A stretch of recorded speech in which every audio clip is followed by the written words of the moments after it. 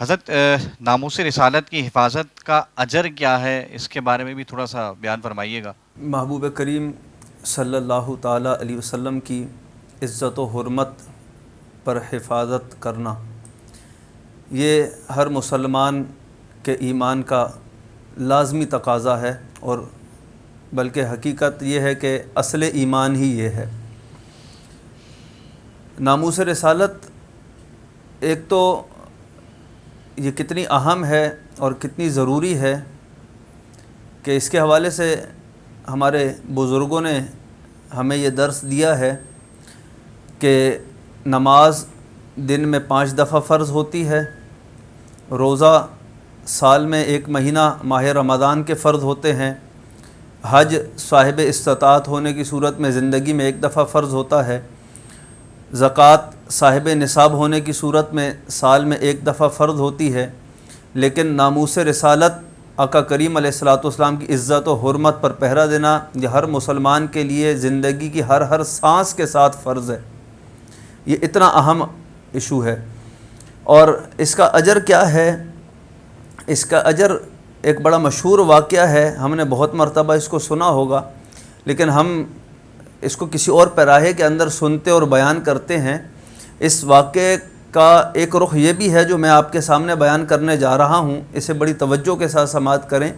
ایک بڑی مشہور حدیث مبارکہ ہے کہ اللہ کے پیارے حبیب صلی اللہ تعالیٰ علیہ وسلم ام المومنین سیدتنا طیبہ طاہرہ عائشہ صدیقہ رضی اللہ تعالیٰ عنہا کے گھر پہ تشریف فرما تھے۔ رات کا وقت تھا،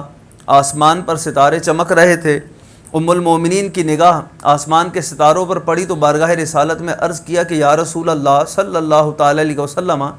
یہ جو آسمان پر ستارے چمک رہے ہیں، کیا ان ستاروں کے برابر کسی کی نیکیاں ہوں گی؟ حضور علیہ الصلوۃ والسلام نے اس سوال کے جواب میں یہ نہیں ارشاد فرمایا کہ میں تو اللہ کا نبی بن کے آیا ہوں، میں کوئی آسمان کے ستارے گننے کے لیے نہیں آیا، مجھے کیا خبر کہ آسمان کے ستارے کتنے ہیں۔ نہ ہی محبوب کریم علیہ الصلوۃ والسلام نے یہ ارشاد فرمایا کہ بندہ خلوت میں بھی نیکیاں کرتا ہے اور جلوت میں بھی نیک اعمال بجا لاتا ہے۔ اب کس امتی نے اپنے گھر میں کون سی نیکی کی، کس کے کہاں پر کیا عمل تھے، مجھے کیا پتہ؟ میں ایک شخص کے اعمال سے باخبر تھوڑی ہوں کہ کون خلوت میں کیا کر رہا ہے اور جلوت میں کیا کر رہا ہے۔ بلکہ محبوب کریم علیہ الصلوۃ والسلام نے جواب ارشاد فرمایا کہ ہاں عائشہ، جتنے آسمان کے ستارے ہیں اتنی نیکیاں ہیں، میرے ایک امتی کی اتنی نیکیاں ہیں۔ پتہ چلا کہ محبوب کریم علیہ الصلوۃ والسلام کو یہ بھی خبر ہے کہ آسمان کے ستاروں کی تعداد کتنی ہے، اور حضور یہ بھی جانتے ہیں کہ حضور کے کس امتی کے اعمال کتنے ہیں، حضور اس سے باخبر ہیں۔ اب ام المومنین نے عرض کہ حضور کس کی ہیں اتنی نیکیاں؟ تو اللہ کے حبیب صلی اللہ تعالی علیہ وسلم نے ارشاد فرمایا میرے عمر کی نیکیاں آسمان کے ستاروں کے برابر ہیں۔ تو ام المومنین نے عرض کیا کہ حضور میرا گمان یہ تھا، میرا خیال یہ تھا کہ آپ میرے والد ابو بکر صدیق کا نام لیں گے، لیکن آپ نے تو فاروق اعظم کا نام لے لیا۔ اگر فاروق اعظم رضی اللہ تعالیٰ عنہ کی نیکیاں آسمان کے ستاروں کے برابر ہیں تو پھر میرے والد ابو بکر کا کیا حال ہے، ان کی نیکیاں کتنی ہیں؟ محبوب کریم علیہ الصلوۃ والسلام نے ارشاد فرمایا عائشہ، ابو بکر کی وہ غار والی نیکی ایک طرف، اور صدیق اور فاروق اعظم رضی اللہ تعالیٰ عنہ کی ساری عمر کی نیکیاں ایک طرف۔ وہ غار والی نیکی صدیق اکبر کی ایک طرف، اور فاروق اعظم رضی اللہ تعالیٰ عنہ کی ساری زندگی کی نیکیاں ایک طرف۔ اب دیکھیں، سوال یہ ہے کہ غار کے اندر صدیق اکبر رضی اللہ تعالیٰ عنہ نے ایسی کون سی نیکی کی تھی؟ جب اللہ کے حبیب صلی اللہ تعالیٰ علیہ وسلم نے مکۃ المکرمہ سے ہجرت فرمائی اور محبوب کریم علیہ الصلوۃ والسلام غار ثور میں جا کر آپ نے قیام فرمایا، 3 دن آپ وہاں پر رہے، صدیق اکبر رضی اللہ تعالیٰ عنہ آپ کے ساتھ تھے۔ وہ بڑا مشہور واقعہ ہے کہ صدیق اکبر پہلے غار میں گئے، اس کی صفائی کی، جتنے سوراخ تھے ان کو بند کیا، ایک سوراخ رہ گیا تو اس پہ ایڑی رکھ لی، پھر سانپ نے ڈسا بھی صحیح، سب کچھ ہوا۔ یہ ساری باتیں ہم نے متعدد مرتبہ سنی ہوئی ہیں۔ اب سوال یہ ہے کہ صدیق اکبر رضی اللہ تعالیٰ عنہ نے اس دن غار کے اندر وہ نیکی کی کون سی تھی جس کا ذکر حضور علیہ الصلوۃ والسلام فرما رہے ہیں؟ وہ کون سی نیکی تھی کہ جس کی اتنی اہمیت ہے کہ محبوب کریم علیہ الصلوۃ والسلام ارشاد فرماتے ہیں کہ عمر کی ساری زندگی کی نیکیاں ایک طرف اور ابو بکر کی غار والی وہ نیکی ایک طرف۔ کتابیں اٹھا کر دیکھ لیں سیرت کی ساری کتابیں آپ پڑھ لیں اور تمام تاریخ کی کتابیں پڑھ لیں، آپ کو کسی کتاب میں نہیں ملے گا کہ غار کے اندر صدیق اکبر نے نوافل پڑھے تھے، صدیق اکبر نے تلاوت قرآن کی تھی، یا صدیق اکبر نے کوئی اور نیکی کی تھی۔ تو پھر وہاں پر نیکی تھی کون سی صدیق اکبر رضی اللہ تعالیٰ عنہ کی؟ غار کے اندر تاجدار صداقت سیدنا ابو بکر صدیق رضی اللہ تعالیٰ عنہ نے جو نیکی کی تھی، وہ نیکی یہ تھی کہ آپ نے حضور علیہ الصلوۃ والسلام کی ذات پر پہرا دیا تھا۔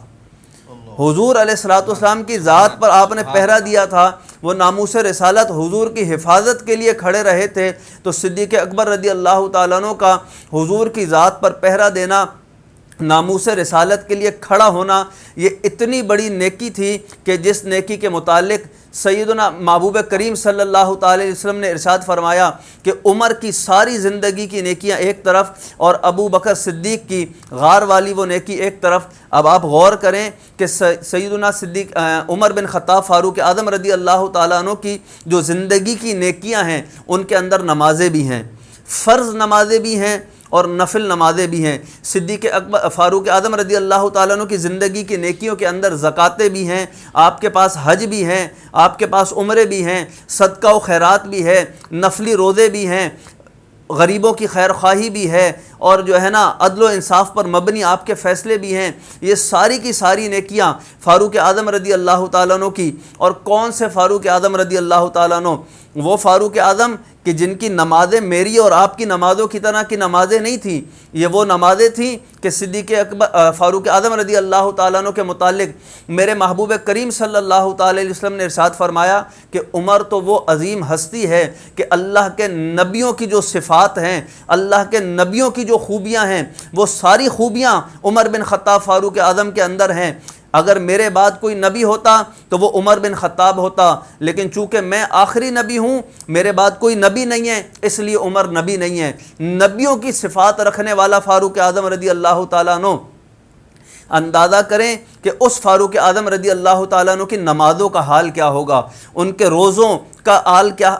کیا ہوگا، ان کے صدقہ و خیرات کے اخلاص کا عالم کیا ہوگا۔ اس قدر پرخلوص کیے ہوئے اعمال فاروق اعظم رضی اللہ تعالیٰ عنہ کے، اور حضور نے فرمایا کہ عمر کی ساری زندگی کی نیکیاں ایک طرف اور ابو بکر صدیق کی غار میں ایک رات وہ ناموس رسالت پر پہرا دینا، حضور کی آبرو کے لیے کھڑے ہونا، حضور کی ذات کے لیے کھڑے ہونا، یہ اتنی بڑی نیکی کہ حضرت عمر بن خطاب کی ساری زندگی کی نیکیاں ایک طرف رہ گئیں، اور صدیق اکبر رضی اللہ تعالیٰ عنہ کی یہ غار والی نیکی ان تمام نیکیوں پر سبقت لے گئی۔ تو کسی شاعر نے ایسے ہی کسی موقع کے لیے یہ بڑی خوبصورت بات کہی تھی